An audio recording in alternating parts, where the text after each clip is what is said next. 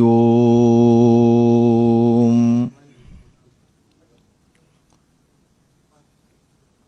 कुछ कहना?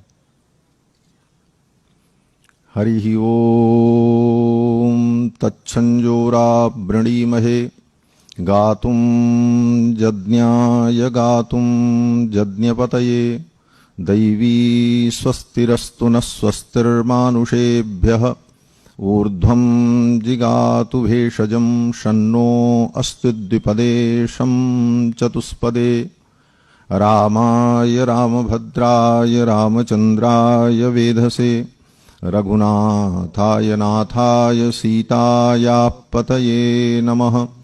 रामं रामानुजं सीतां भरतं भरतानुजं सुग्रीवं वायुसूनुं च प्रणमामि पुनः पुनः। शाण्डिल्याह्वयवंशवारिधिविधुं श्रीकोसलेशार्चकं विश्वक्सेन यतीन्द्रदेशिकपदद्वन्द्वारविन्दाश्रितं स्वाचार्येषु यतौ जगद्गुरुवरे श्रीरामनारायणे नित्यं सक्तमतिं जगद्गुरुवरं श्रीवासुदेवं भजे। अस्मद्गुरुभ्यो नमः, अस्मत्परमगुरुभ्यो नमः, अस्मत्सर्वगुरुभ्यो नमः। श्रीमते रामानुजाय नमः। आज की सभा में भगवान की पावन चर्चा हम सभी लोग श्रवण करें, उसके पूर्व हमारी अवध की जो मर्यादा है 2 बार भगवान के मंगलमय नाम का समुच्चारण कर लें, पश्चात थोड़ी सी सेवा। श्री राम जय जय राम,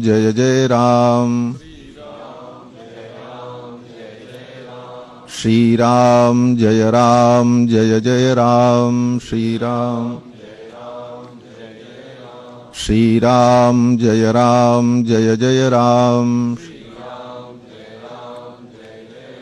श्री राम जय जय राम। श्री सीतारामचंद्र भगवान की, श्री हनुमान जी महाराज की, श्री वाल्मीकि भगवान की, श्री गोस्वामी तुलसीदास जी महाराज की, सब संतन की, सब भक्तन की जय जय सीताराम।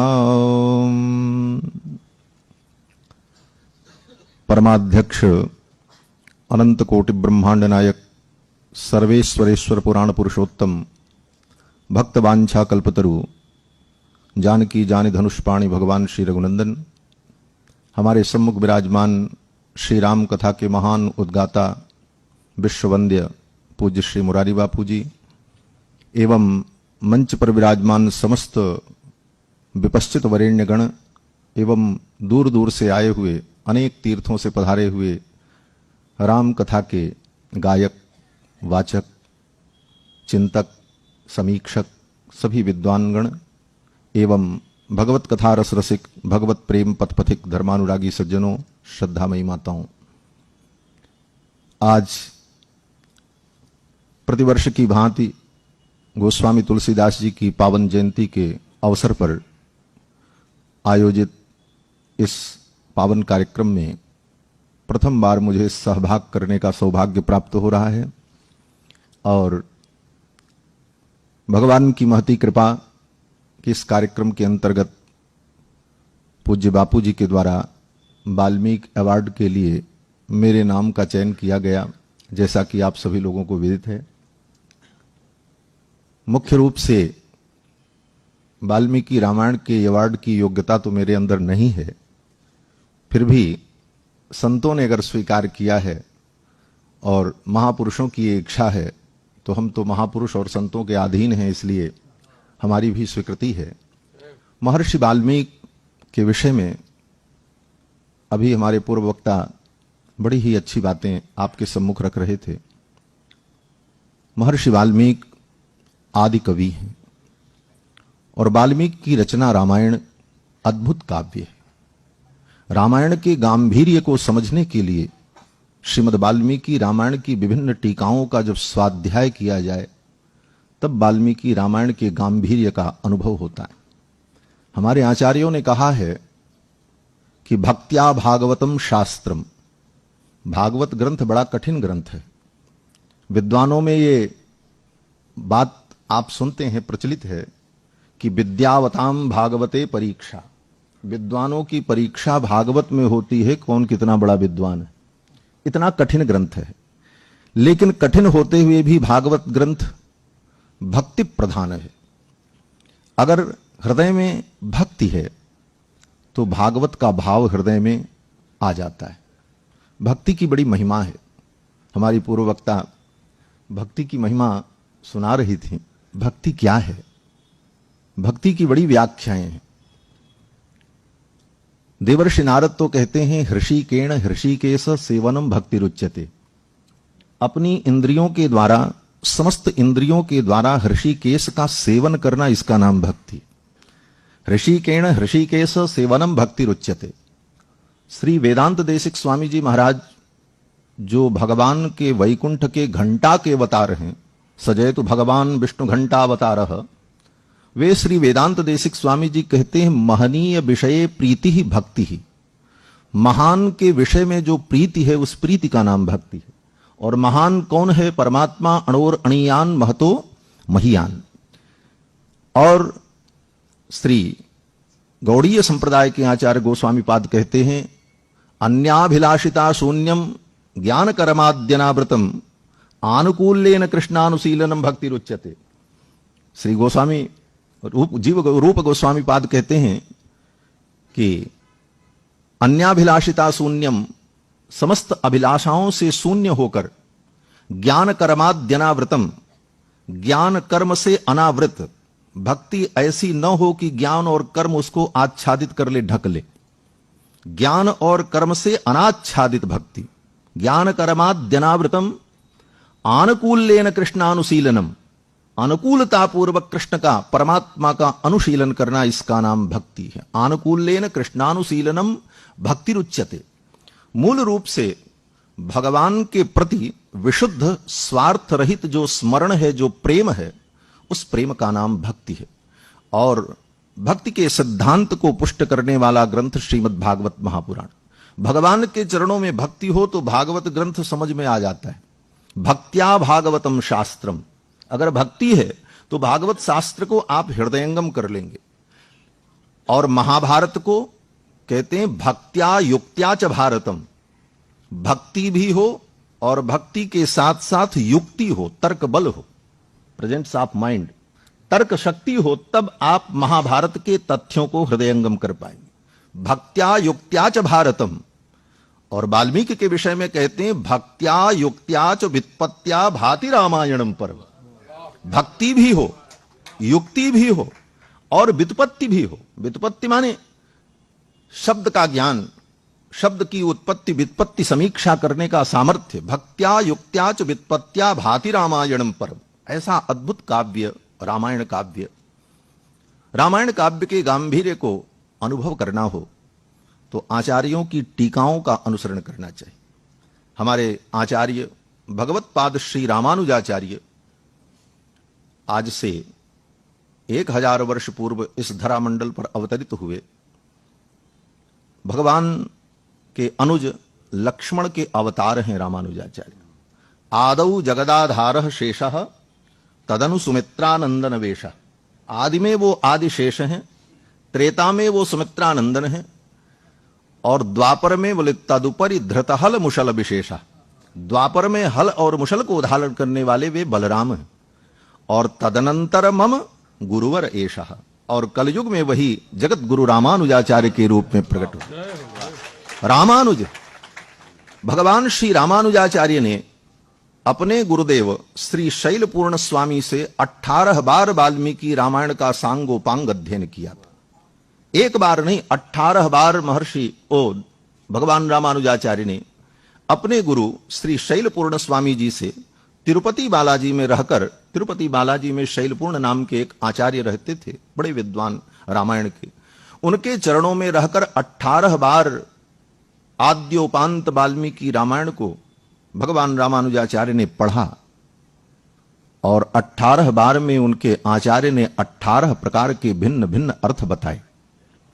ऐसा काव्य परंपराया वह अर्थ, वह सिद्धांत चलता चला आया संप्रदाय परंपरा से। संप्रदाय क्या है? आज संप्रदाय शब्द भी बड़ा विवादित हो चुका है। हमारे पूज्य आचार्य चरण कहा करते थे, शब्दों का भी दुर्भाग्य और सौभाग्य होता है। समय आने पर शब्दों का भी दुर्भाग्य जब प्रकट होता है तो वे शब्द बड़े घृणित अर्थ में प्रयोग किए जाने लगते। जैसे घृणा ही शब्द को ले लो। घृणा क्या है? लोग कहते हैं हमको इनसे घृणा हो गई। वस्तुतः घृणा शब्द का अर्थ होता है करुणा, दया। शब्दकोश देख लें, घृणा का मतलब होता है दया, और जिसके अंदर घृणा न हो उस पुरुष को कहते हैं नैर्घण्य पुरुष। नैर्घण्य माने घृणा रहित। लेकिन आज घृणा शब्द का यह दुर्भाग्य है कि घृणा शब्द का अर्थ जुगुप्सा के अर्थ में प्रयोग हो रहा है। तो शब्दों का भी सौभाग्य और दुर्भाग्य होता है। तो संप्रदाय शब्द जो इतना पवित्र शब्द है, आज इसका कुछ दुर्भाग्य भी चल रहा है। लोग कहते हैं ये बड़े सांप्रदायिक लोग हैं, इन सांप्रदायिकों का दमन कर दिया जाए। वस्तुतः संप्रदाय सिद्ध ज्ञान की ही मान्यता हमारे सनातन धर्म में अनादिकाल से रही है। संप्रदाय का मतलब सम्यक ज्ञानम प्रददाति इति संप्रदायः। जो सम्यक ज्ञान प्रदान करता है, उस परंपरा से जब ज्ञान आता है, उसी ज्ञान का मूल्य होता है। सांप्रदायिक ज्ञान को ही श्रेष्ठ ज्ञान हमारे यहां कहा गया। हमारे यहां मौलिक चिंतन का कोई मूल्य नहीं होता। आजकल इसकी भी बड़ी प्रथा है। लोग कहते हैं महाराज लेखक का मौलिक चिंतन है। अरे तुम्हारा मौलिक चिंतन भाड़ में जाए। मौलिक चिंतन का हमारे यहां मूल्य नहीं है। हमारे यहां सांप्रदायिक चिंतन का मूल्य है। सांप्रदायिक चिंतन का मूल्य है। श्री सुखदेव भगवान जब राजा परीक्षित को कथा सुनाने जाते हैं तो सुखदेव जी ये नहीं कहते मेरा मौलिक ज्ञान है। वो कहते हैं हमने अपने गुरुदेव से जो सुना वो हम सुना रहे हैं। यही संप्रदाय है। सूत जी सुनाते हैं तो सूत जी शौनकादि महर्षियों को सुनाते तो कहते मैं अपने से नहीं सुना रहा हूं, मेरे गुरुदेव सुखदेव भगवान ने जो हमको सुनाया वो हम सुना रहे हैं। यही संप्रदाय है। परंपराया संप्रदाय के द्वारा जो ज्ञान प्राप्त होता है उसी ज्ञान को श्रेष्ठ ज्ञान कहा जाता है। इसीलिए संप्रदाय का हमारे यहां सदा से समादर हुआ है। और संप्रदाय से अगर ज्ञान व्यक्ति को नहीं है तो वह व्यक्ति अज्ञानी है और वो दूसरे को भी व्यामोह में डाल देता है। ये मैं नहीं कह रहा हूं, भगवत पाद शंकराचार्य के वाक्य हैं। भगवान शंकराचार्य अपने भाष्य में कहते हैं संप्रदाय ज्ञान रहितत्वात्, जिसको संप्रदाय का ज्ञान नहीं है, अर्थात संप्रदाय की परंपरा से ज्ञान प्राप्त नहीं है, संप्रदाय ज्ञान रहितत्वात् स्वयं मूढ़ो अन्यान व्यामोहयति। वह स्वयं मूढ़ है और दूसरे को भी व्यामोह में डाल देता है। यह पारंपरिक ज्ञान का मूल्य हमारे यहां आचार्यों ने माना है। तो भगवान श्री रामानुजाचार्य जो शेषावतार हैं, भगवान के परम पार्षद हैं, जिनको पढ़ने की कोई आवश्यकता नहीं है, जन्मजात सिद्ध हैं, फिर भी इस संप्रदाय की परंपरा को अक्षुण्ण रखने के लिए गुरु के चरणों में बैठकर 18 बार श्रीमद् वाल्मीकि रामायण का स्वाध्याय किया। और फिर वह ज्ञान परंपरा से वाल्मीकि रामायण का चलता चला आया। आज से लगभग 700 वर्ष पूर्व श्री गोविंदराज स्वामी नाम के एक आचार्य हुए जो तिरुपति में रहा करते थे। उन्होंने उन सारे अर्थों को परंपरा से प्राप्त किया। एक दिन भगवान श्री वेंकटेश ने गोविंदराज स्वामी जी को स्वप्न में कहा कि ये जो अर्थ वाल्मीकि रामायण का आपने परंपरा प्राप्त किया है, इसको लिपिबद्ध कर डालो, अन्यथा कालक्रम से यह अर्थ विलुप्त हो जाएगा। तो भगवान की आज्ञा से गोविंदराज स्वामी जी ने वाल्मीकि रामायण के उन सारे विशेष अर्थों को लिखना प्रारंभ किया और लिख करके उन्होंने जो टीका तैयार की उसी का नाम है रामायण भूषण टीका, जो गोविंदराज स्वामी जी के द्वारा लिखी गई। उस टीका के प्रारंभ में इतने बड़े विद्वान श्री गोविंदराज स्वामी जी अपने विनम्रता का, अपनी दीनता का अनुसंधान करते हुए कहते हैं, भक्ति में दीनता का बड़ा मूल्य है। दैन्य ही वो नींव है जिस नींव पर भक्ति का प्रासाद खड़ा होता है। अगर दैन्य नहीं है तो भक्ति का प्रासाद खड़ा नहीं हो सकता। इसीलिए देखा जाता है बड़े बड़े विद्वानों को, बड़े बड़े विद्वान, बड़े उच्च कुल में जन्म लेने वाले लोगों को भक्ति देर में मिलती है। निम्न कुल में उत्पन्न होने वाले अज्ञानियों को, मूढ़ लोगों को तुरंत भक्ति प्राप्त हो जाती। क्यों? बोले उनका नैत्यानुसंधान जन्म सिद्ध होता है। हमको आपको नैत्यानुसंधान करने के लिए बार बार अपने मन को समझाना पड़ता है। सूरदास जी कहते हैं, मौसम कौन कुटिल खलकामी, जहितन दियो ताहि बिसरायो ऐसो नाम खरामी। तो हमें तो अपनी नैत्यता का अनुसंधान करना पड़ता है। न धर्मनिष्ठोस्मि न च आत्मवेदी न भक्तिमास्त्वच्चरणारविंदे अकिंचनोऽनन्य गतिः शरण्य त्वत्पादमूलं शरणं प्रपद्ये अमर याद क्षुद्रश्चलमतिरसूया प्रसोभू कृतघ्नो दुर्मानी स्मर परवसो वंचन परः इत्यादि वाक्यों के द्वारा नैत्यानुसंधान करना पड़ता है।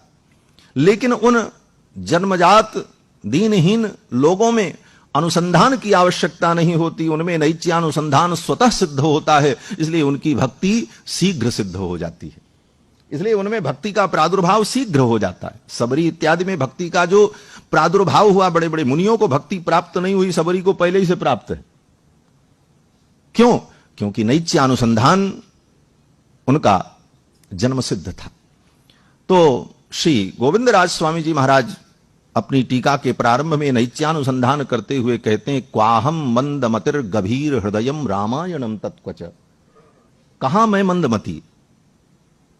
जिन्होंने इतने अर्थों का अनुसंधान किया वे आचार्य कहते हैं, क्वाहम मंदमतिर गभीर हृदयम रामायणम, और ये रामायण गंभीर हृदय जिसके अंदर कितने भाव भरे हैं।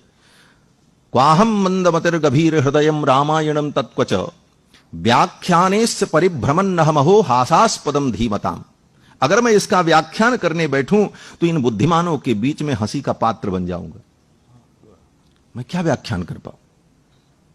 क्वाहम मंदमतिर गभीर हृदयम रामायणम तत्क्वच व्याख्यानेस्य परिभ्रमन्नहमहो हासास्पदम धीमताम। लेकिन फिर अगली पंक्ति में कहते हैं, को भारोत्र, हमको कोई चिंता नहीं। को भारोत्र क्यों? बोले मम कुलगुरु कोदंडपाणि कृपा। कोदंडपाणि भगवान जो मेरे आचार्य बैठे हैं, सबसे बड़े गुरु तो भगवान ही, सबसे बड़े गुरु भगवान है। अभी माता जी ने कहा, कृष्णम वंदे जगत गुरुम, जगत गुरुम च शाश्वतम तुरीयमेव केवलम। गुरुत्व तो भगवान में ही प्रतिष्ठित है। तो स्वामी जी महाराज कहते हैं, क्वाहम मंदमतिर गभीर हृदयम रामायणम तत्क्वच व्याख्यानेस्य परिभ्रमन्नहमहो हासास्पदम धीमताम। को भारोत्र मम स्वयं कुलगुरु कोदंडपाणि कृपा कुपारो रचयत्यदः सपदि मज्जिहुवाग्र सिंहासनः। मेरी जिह्वा के सिंहासन पर आकर के कोदंडपाणि राम ही विराजमान होकर के व्याख्यान करा ले। यह भक्त का विश्वास भगवान के प्रति। ऐसा अद्भुत काव्य श्रीमद् वाल्मीकि रामायण। वाल्मीकि रामायण वेदावतार है। भगवान वेद ही रामायण के रूप में अवतरित होते। क्यों? बोले वेदों के द्वारा प्रतिपाद्य जो परमात्मा है, वे परमात्मा जब सुलभ हो गए तो वेदों ने सोचा मैं भी सुलभ हो जाऊं। ये सौलभ्य गुण को प्रकट करने के लिए भगवान का अवतार होता है। वेद बड़े दुर्लभ हैं। वेद ज्ञान का भंडार है। वेद से ही सारा ज्ञान प्रकट होता है। प्रत्यक्षेण अनुमित्यावा यस्तुपायो न विद्यते। आचार्य सायण कहते हैं अपने भाष्य में कि प्रत्यक्षेण अनुमित्यावा, प्रत्यक्ष के द्वारा और अनुमान के द्वारा भी जिस विषय को नहीं जाना जा सकता, उस विषय को वेद के द्वारा जाना जा सकता है। प्रत्यक्षेण अनुमित्यावा यस्तुपायो न विद्यते।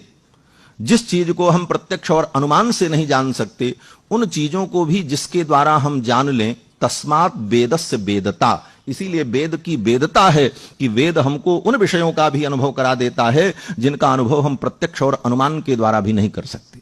अर्थात पारलौकिक विषय, परमार्थ का विषय, लोक परलोक का विषय। लेकिन वे वेद बड़े दुर्लभ, सबको मिले कहां? वेद कौन पढ़े? वेद पढ़ने की बड़ी मर्यादाएं हैं। आज के समय में इन बातों को कहा जाए तो महाराज फिर वही सांप्रदायिकता वाली बात आ जाएगी। लेकिन सिद्धांत कहने में संकोच नहीं करना चाहिए। शास्त्र का सिद्धांत शास्त्र का सिद्धांत है, उससे समझौता नहीं किया जा सकता। वेद की मर्यादा है। वेद वही पढ़ सकता है जो यज्ञोपवीत को धारण करता हो, संध्या वंदन करता हो, ब्राह्मण क्षत्रिय वैश्य तैवर्णिक हो और शुद्ध पवित्र कुल में उत्पन्न हो। उसकी वाणी कंठवादि ताल स्थान जो है उनसे शब्द का शुद्ध उच्चारण हो सकता हो। इन सारे नियम जिसके अंदर घटित हो, वह व्यक्ति वेद पढ़ने का अधिकारी। ब्राह्मण ही हो लेकिन यज्ञोपवीत नहीं है। अगर यज्ञोपवीत है फिर भी वो आचरण संपन्न नहीं है, तो वह ब्राह्मण भी वेद पढ़ने का अधिकारी नहीं है। श्रीमद् भागवत के प्रारंभ में ही वेदव्यास जी कहते हैं, स्त्री शूद्र द्विजबंधु नाम। द्विजबंधु नाम, द्विजबंधु कौन है? ये हमारी संस्कृत भाषा बड़ी अद्भुत भाषा में है। यहां किसी को डांटना भी हो, गाली भी देना हो तो इतने मधुर शब्दों का प्रयोग किया जाता है। एक उदाहरण, द्विजबंधु नाम अगर आप किसी को कह दें कि ये द्विज बंधु हैं तो सच पूछो तो आप उसको बहुत बड़ी गाली दे रहे हैं। क्या कह रहे? बोले ये महामूर्ख है। किसी को महामूर्ख कहना हो किसी ब्राह्मण को तो आप कह दो ये द्विज बंधु है। और इससे भी बड़ी बात, अगर कोई व्यक्ति महामूढ़ है तो उसको ये भी आप कह सकते हैं देवानाम प्रिय, ये देवताओं को प्रिय है। देवानाम प्रिय शब्द कितना सुंदर है, लेकिन आप इसका प्रयोग उसके लिए कर सकते हैं जो महामूढ़ हो, जहां अज्ञानी हो। यह संस्कृत भाषा की विशेषता है। संस्कृत का मतलब ही है संस्कार संपन्ना भाषा। जो भाषा संस्कार संपन्ना हो, जिसके अंदर संस्कार विद्यमान हो। तो वेदव्यास जी महाराज कहते हैं स्त्री शूद्र द्विज बंधु नाम। द्विज बंधु नाम बोले जो नाम मात्र के द्विज हैं, द्विज बंधु हैं, उनके अंदर द्विज का कोई धर्म विद्यमान नहीं है। त्रयी न श्रुति गोचरा, वो वेद पढ़ने के अधिकारी नहीं है। तो वेद सबके लिए सुलभ कहां है? वेद सबके लिए सुलभ नहीं हुआ, और सुलभ भी जिनके लिए हुआ उसके बाद भी प्रतिबंध है। अष्टमी को नहीं पढ़ सकते, परिवा को नहीं पढ़ सकते, प्रतिपदा को नहीं पढ़ सकते। गुरु ने श्राद्ध किया तो आज वेद अध्ययन बंद।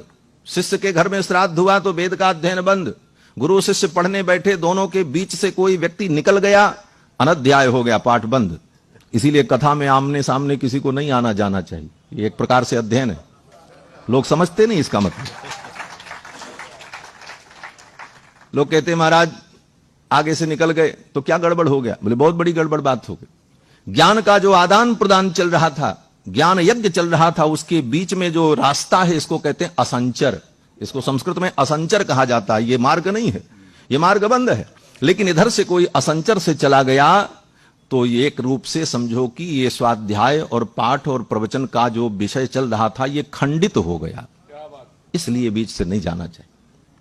तो गुरु शिष्य के बीच में कोई निकल जाए तो पाठ बंद। इतने सारे प्रतिबंधों का पालन करते हुए वेद का अध्ययन करे, और वेद का अध्ययन करने के बाद तब उसका अर्थानुसंधान करे, और तब अर्थानुसंधान करते करते जब वेद के उत्तर भाग में वो पहुंचेगा जिसको उपनिषद कहा जाता है, उसी को वेदांत कहते हैं। वेदांत माने वेद का अंतिम भाग। वेदांत कोई एक ग्रंथ नहीं है। वेदांत का मतलब वेद की जितनी संहिताएं हैं, वेद के जितने ब्राह्मण ग्रंथ हैं, उन ग्रंथों का जो अंतिम चैप्टर होता है, अंतिम अध्याय होता है, अंतिम प्रपाठक होता है, उसी को उपनिषद कहा जाता है। इसीलिए उसका नाम वेदांत है। जैसे ईशावास्य उपनिषद शुक्ल यजुर्वेद की संहिता के 40 अध्याय में 40वां अध्याय है, अंतिम अध्याय, इसलिए वो वेदांत है। तो वेदांत में जब पहुंचे तब जाकर के ब्रह्म तत्व का बोध हो, और तब वहां वो व्यक्ति समझ पावे कि राम जी कौन है। कितनी कठिनता है। तब उसे पता चलेगा कि राम कौन है। राम को जानना जरूरी क्यों है? क्योंकि वेद के द्वारा राम को ही तो जाना जाता है। वेद वेद्य परे पुंसी जाते दशरथात्मजे। वेद वेद्य परे पुंसी, वेदों के द्वारा जो वेद्य परम पुरुष हैं वही परम पुरुष जाते दशरथात्मजे, वो दशरथ जी के पुत्र बनकर के प्रकट हुए। वेद वेद्य परमात्मा सर्वेश्वर ही दशरथ जी के पुत्र बने। ये निर्विवाद है कि भगवान एक हैं, एकमेवाद्वितीयम। भगवान एक हैं। भगवान के विषय में बाकी सब विवाद है, आज भी विवाद है, और ये विवाद रहेगा। कौन सा विवाद? बोले भगवान निर्गुण है कि सगुण है। इसका विवाद अनादिकाल से चल रहा है, अनंत काल तक चलता रहे। भगवान नर रूप है कि नारी रूप है, बोले इसमें भी विवाद हो सकता है, लेकिन भगवान एक हैं, इसमें किसी को विवाद नहीं है। एक सभी मानते हैं कि भगवान एक हैं, एकमेवाद्वितीयम, एक हैं और अद्वितीय हैं, दूसरा उनका कोई विकल्प नहीं। न तत्समोभ्यधिकश्च दृश्यते, उनके समान कोई नहीं है, अधिक भी नहीं। तो ऐसे भगवान जो एक हैं वो भगवान चार हो गए। वाल्मीकि महर्षि कहते हैं, हमारे पूर्व वक्ता ने अभी कहा कि कहते हैं कृत्वात्मानम चतुर्विधम, बालकांड में ही कहते हैं महर्षि वाल्मीकि कि जब देवताओं ने भगवान की स्तुति की कि रावण के वध के लिए हम आपसे प्रार्थना करते हैं, आप हमारी प्रार्थना को स्वीकार करें और रावण वध के लिए आप कोई उपाय करें, तो भगवान ने कहा कि रावण के वध के लिए मैं अवतार लेने जा रहा हूं, और एक रूप में नहीं, चार चार रूप में। कृत्वात्मानम चतुर्विधम पितरम रोचयामास तदा दशरथम नृपम, राजा दशरथ को अपना पिता बनाने जा रहा हूं। दशरथ जी को पिता बनाने जा रहे, और इनके पुत्र बनकर के मैं, इनका पुत्र बनकर के मैं प्रकट होऊंगा। दशरथ जी को पिता बनाकर पुत्र के रूप में प्रकट होने के लिए भगवान ने वचन दिया, मैं चार रूपों में प्रकट होने जा रहा।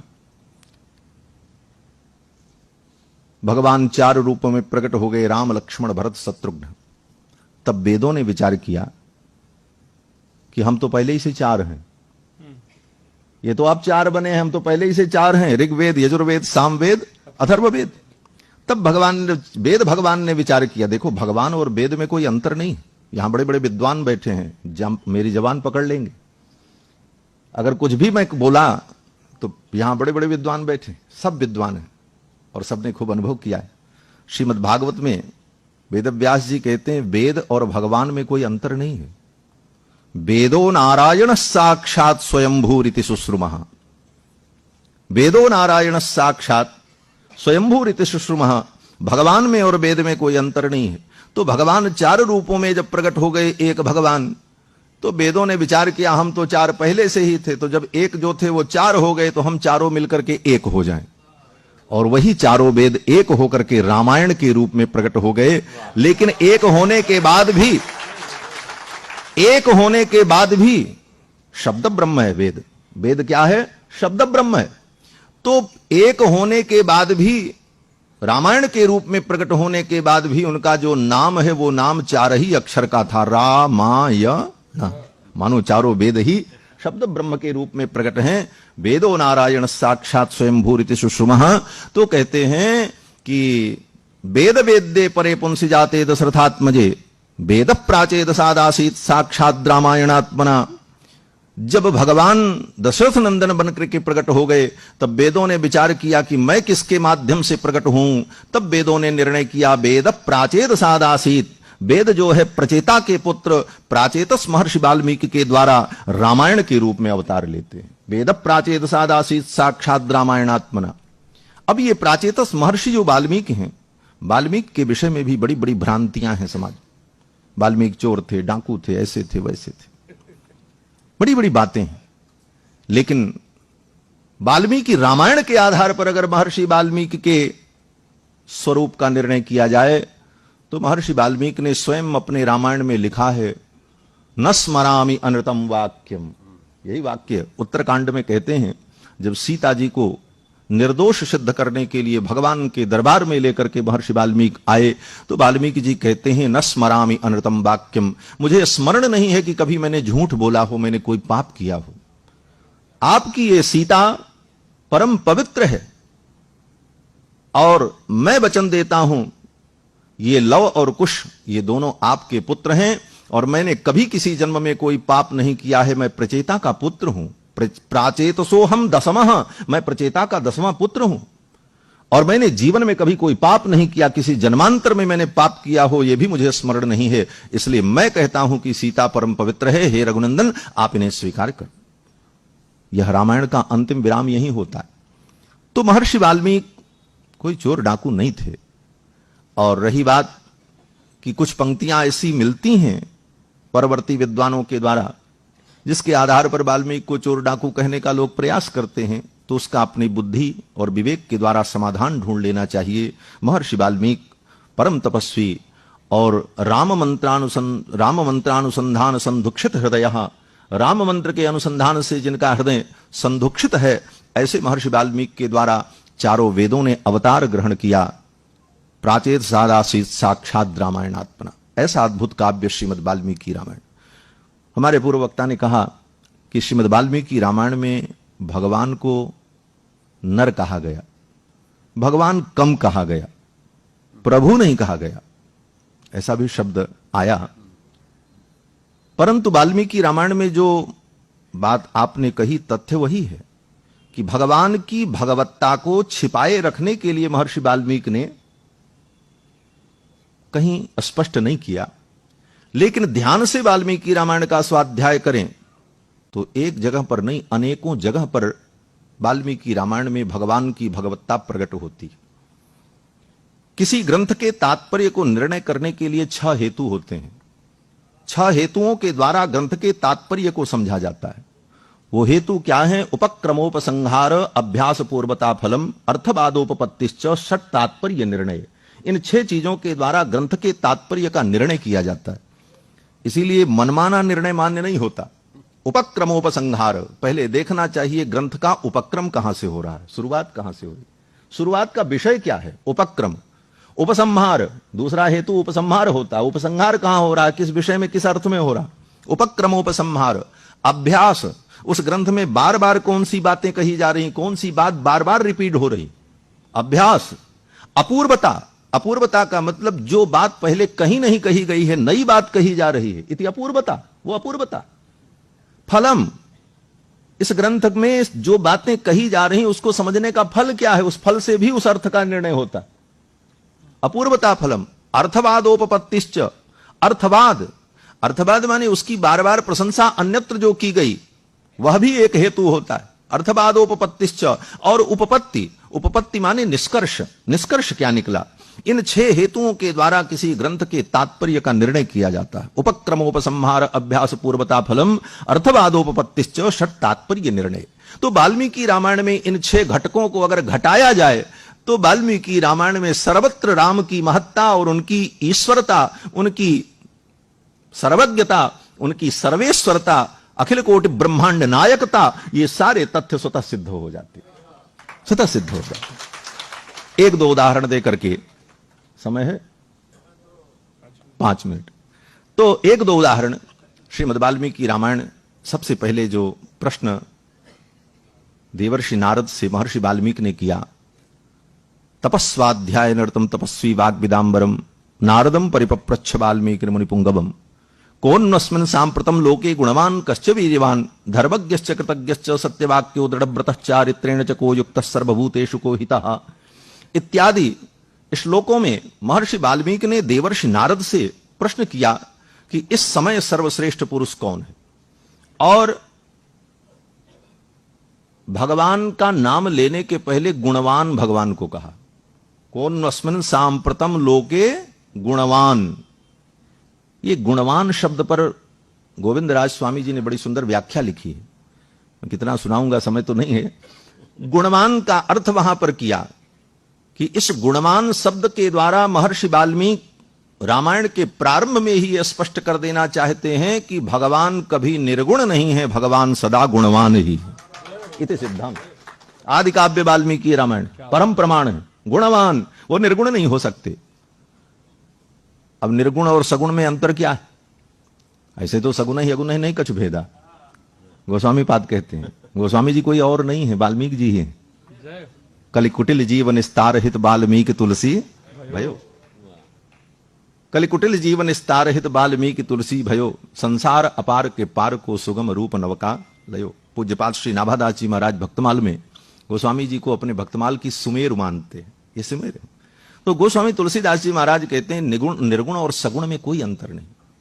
क्यों अंतर नहीं? बोले निर्गुण का मतलब सर्वथा गुण रहितत्व नहीं है, निर्गुण का मतलब है निंदित गुणों से जो रहित है उसका नाम निर्गुण है। इसीलिए भगवान रामानुजाचार्य शरणागति गद्य में कहते हैं अखिल हेय प्रत्यनीक। अखिल हेय प्रत्यनीक का मतलब समस्त हेय गुणों का जो विरोधी है। अखिल हेय प्रत्यनीक कल्याणैकतान, और समस्त कल्याण गुणों का जो आश्रय है। इसलिए निंदित गुण से रहित होने के कारण निर्गुणत्व और सद्गुण संपन्न होने के कारण सगुणत्व। सगुण ही अगुण ही नहीं कछु भेदा। भगवान सगुण है, और महर्षि वाल्मीकि कहते हैं गुणवान, मैं ऐसे सगुण ब्रह्म को जानना चाहता। उस सगुण ब्रह्म की जिज्ञासा की। ब्रह्म जिज्ञासा तो वेदांत में भी है, अथा तो ब्रह्म जिज्ञासा, लेकिन महर्षि वाल्मीकि भी ब्रह्म जिज्ञासा ही कर रहे हैं देवर्षि नारद से कि मैं उस पुरुष को जानना चाहता हूं जो पुरुष सर्वगुण संपन्न हो, गुणवान हो। अब ये गुणवान भी, गुणवान में तो सारे गुण आ गए, लेकिन गोविंद राज स्वामी जी कहते नहीं, गुणवान स्वयं में एक गुण है। गुणवान स्वयं में एक गुण है। बोले वो कौन सा गुण है? बोले भगवान का सबसे प्रधान गुण सौशील्य, सुशीलता।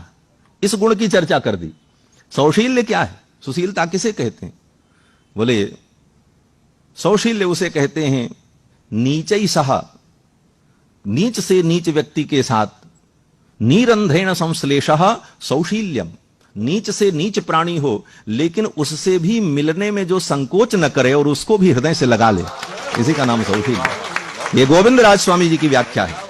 उन गोविंद राज स्वामी जी का भाव है कि अति नीच प्राणी से भी जो मिल ले, और किस प्रकार मिल ले? बोले निरंध्रेण, बीच में मिलन में कोई बाधा न रहे, अत्यंत आत्मीयता से जो मिल ले, उस गुण का नाम सौशील्य है। आज हम सुशीलता का अभिनय बहुत अच्छा कर लेते हैं, लेकिन सुशीलता हृदय में नहीं धारण कर पाते। अभिनय बड़ा सुंदर कर लेते, अभिनय नहीं होना चाहिए, उससे अभियुक्त हो जाना चाहिए। वो सौशील्य गुण में हम डूब जाएं। भगवान राम का यही सौशील्य गुण है, सबसे प्रधान गुण है। नीच से नीच प्राणी से भी मिल लेते। आगे तो भगवान के गुणों का वर्णन करते हुए वाल्मीकि रामायण के अयोध्या कांड में ही महर्षि वाल्मीकि कहते हैं, पूर्व भाषी च राघव। भगवान श्री राम पूर्व भाषी हैं। पूर्व भाषी प्रियंवदः। पूर्व भाषी का मतलब क्या है? बोले जो पहले बोल दे। कोई दीनहीन व्यक्ति आपके दरवाजे पर आया, उसकी हिम्मत नहीं हो रही आपसे बोलने की, इतने बड़े हैं, हम इनसे कैसे बोलें, क्या करें? चुपचाप खड़ा है, अपने मन की बात कह नहीं सकता। लेकिन रघुनाथ जी हमारे इतने सुशील हैं कि उसको कहने का मौका ही नहीं देते, स्वयं पूछ लेते क्यों आए हो भैया, क्या बात।